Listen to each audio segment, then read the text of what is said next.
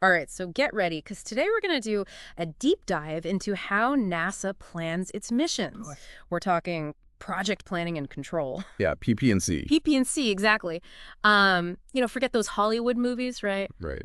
Someone scribbles a plan on a napkin, and bam, we're off to Mars.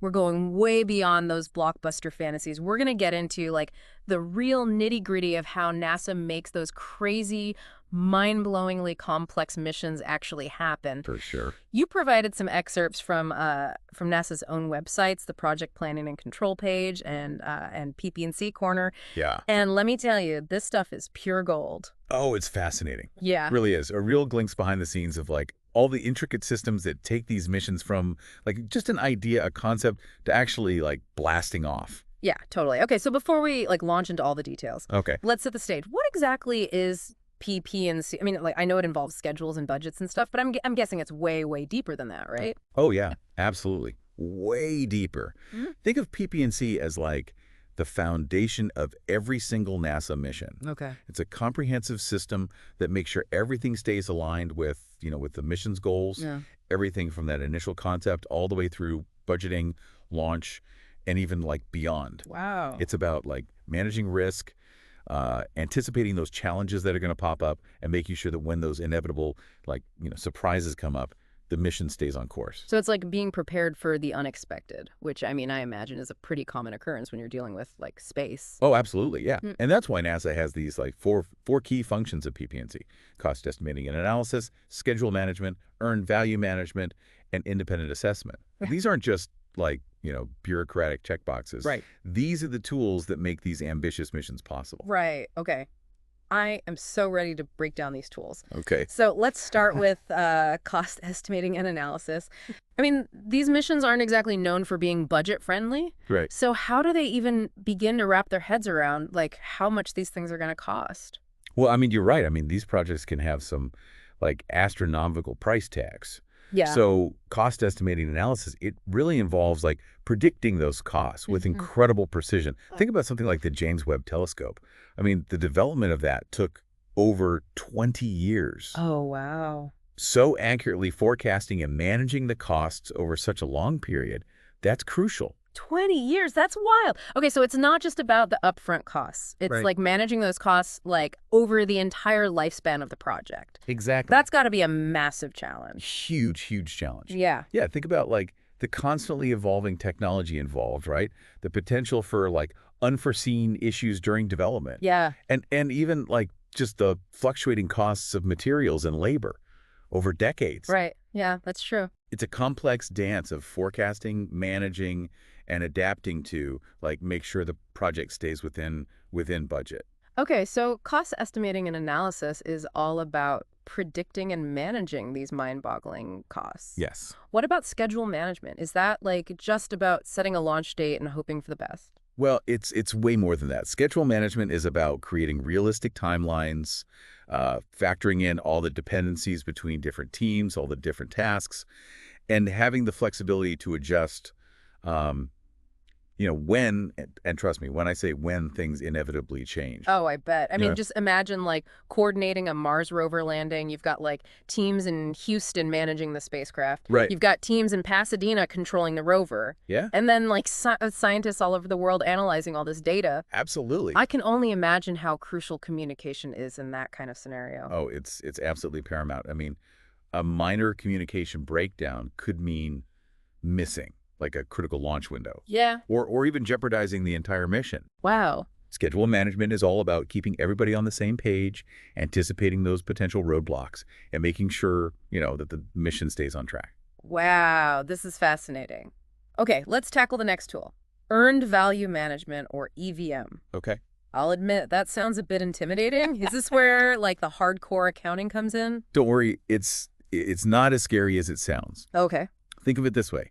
EVM helps NASA measure the value of the work that's been completed compared to the planned budget and schedule. Okay, so it's not just about checking off tasks on a list. It's about making sure each task is actually moving the mission forward, contributing to the overall progress. Exactly. And doing it in a cost-effective way. Exactly. Yeah, you got it.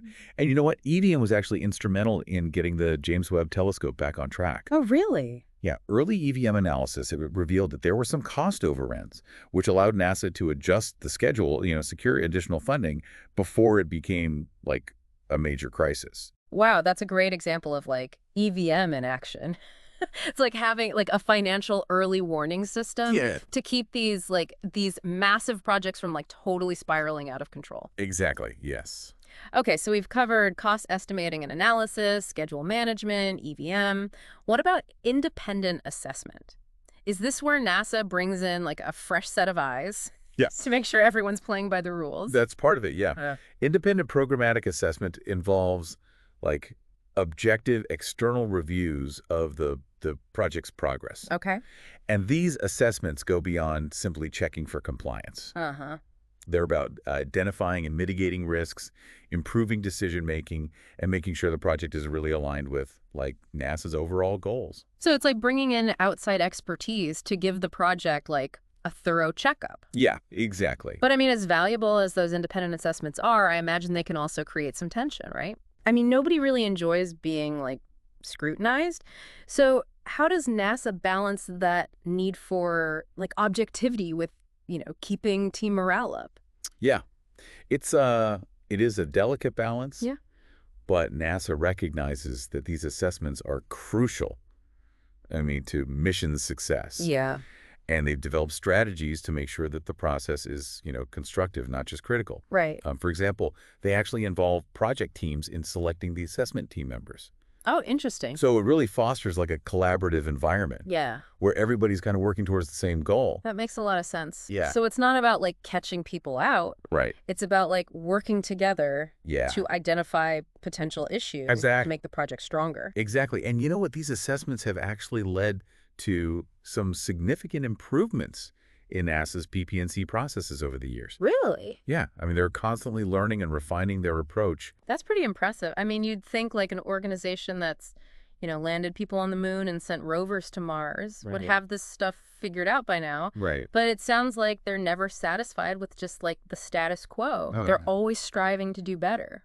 Always pushing the envelope. Yeah. Yeah, that's one of the things that makes NASA so remarkable. Yeah. They have this culture of just like continuous improvement, a relentless pursuit of excellence. And that extends to their PP&C processes as well. Okay, so we've got these 4 key functions of PP&C. Right. Cost estimating and analysis, Yep. schedule management, earned value management, and independent assessment. Right. They all sound super important, Yeah. but I'm kind of curious, is there one that you think is like particularly crucial to NASA's success? That is a tough one. Yeah. They're all so interconnected. Right. And they're all vital. Yeah. But if I had to choose, Yeah. I would say that schedule management is especially critical in this environment. Think about it. When you're dealing with launch windows, Yeah. planetary alignments, the complexities of coordinating all these teams across the globe, Mm-hmm. even just like a slight delay can have like cascading consequences. Right. Like missing that perfect launch window to Mars could mean delaying the mission for years. Exactly. Wow. Okay, that makes sense. Yeah. So we've talked about these individual functions, but Right. is it fair to say that PP&C is more than just like a set of tasks? Oh, yeah. It's almost like baked into NASA's culture? Absolutely. It's not just a department. It's woven into the very fabric of how they operate. Uh-huh. And they take it very seriously. Yeah. They even have a dedicated branch for what they call PP&C stewardship. PP&C stewardship, that sounds pretty official. It is. What exactly does that entail? Well, it starts with the NASA HQ OCFO Strategic Insights and Budget Branch. Okay. They're responsible for setting standards, Okay. ensuring the quality and independence of those assessments. Mhm. And they're constantly improving those PP&C processes across the entire agency. So it's about making sure that PP&C isn't just like a static set of rules. It's Yeah. like a dynamic system that evolves and improves over time. Exactly. It's constantly evolving. That's pretty forward thinking. It is. And another key aspect of this stewardship is leveraging data from past missions. Okay. So they analyze, what worked, what didn't, Right. and then use that information to refine their estimates and processes for future missions. So it's like they're turning those experiences Yes. into valuable lessons learned. Absolutely. They're not just resting on their laurels. Yep. They're constantly striving to learn and grow. Always learning.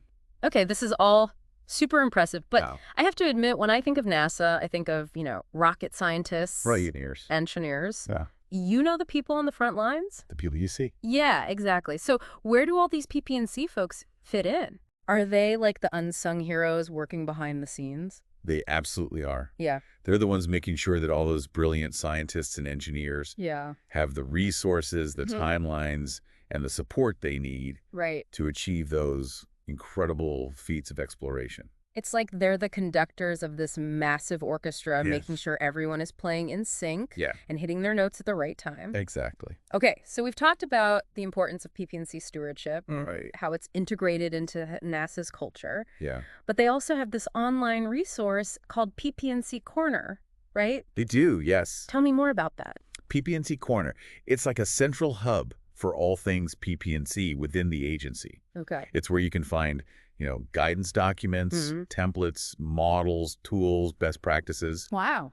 and even forums where project managers from different missions can, connect and share lessons learned. Wait, so it's not just a repository of documents? It's also like a platform for collaboration and knowledge sharing. It is. Yeah, it's a very active community. That's pretty cool. Yeah, it really speaks to NASA's commitment to, fostering a culture of continuous learning and improvement. Uh-huh. They recognize that PP&C isn't just about following a set of rules. Right. It's about sharing experiences, learning from mistakes, Yeah. and constantly refining their approach. Okay, so far we've been pretty focused on like the nuts and bolts of NASA's PP&C processes. The details. Yeah, but let's zoom out for a second and talk about like the bigger picture. Okay. Why is PP&C so crucial to NASA's overall mission success? Well, think about the sheer scale and complexity of the projects that they undertake. Right. I mean, it's not just about launching a rocket. Yeah. It's about coordinating thousands of people, Uh-huh. managing billions of dollars, Right. overcoming countless technical challenges, Yeah. all while, pushing the boundaries of human ingenuity. It's like pushing the limits of what's possible. Absolutely. Yeah, and when you put it that way, it seems like having a robust PP&C system is absolutely essential. It is.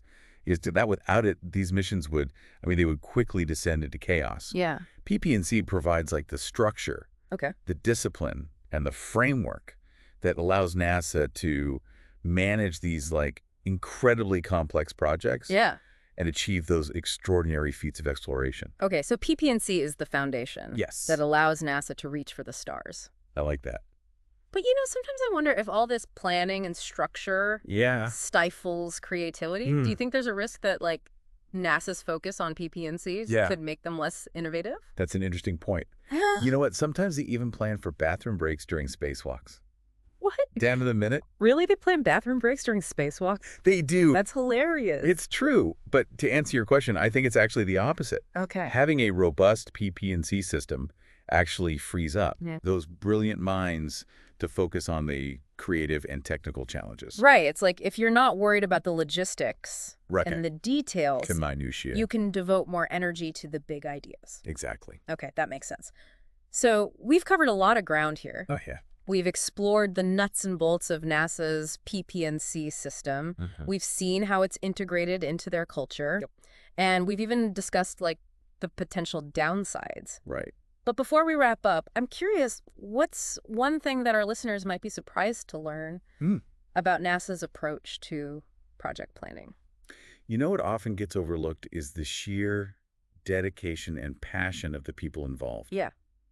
Yes, they have these robust systems and processes in place, but it's the unwavering commitment of the individuals, Okay. their drive to push boundaries and explore the unknown that truly sets NASA apart. So it's like the human spirit Yeah. is the most powerful engine of all. It's certainly a key component, Yeah. and I think that's something that often gets lost, Right. in the technical details. Yeah. It's the people, Uh-huh. their creativity, their problem-solving skills, their sheer determination to make the impossible possible. Yeah. That makes NASA's missions so extraordinary. I'm getting chills. I love that. Yeah. It's not just about the technology. It's about the human spirit, Yeah. that yeah. collective drive to explore and understand our place in the universe. It's powerful stuff. It is pretty inspiring stuff. It is. Okay, well, this has been an incredible journey. It is. We've learned so much about how NASA keeps its missions on track, Huh. on time and within budget. Yeah. It's been eye-opening, inspiring. Yes.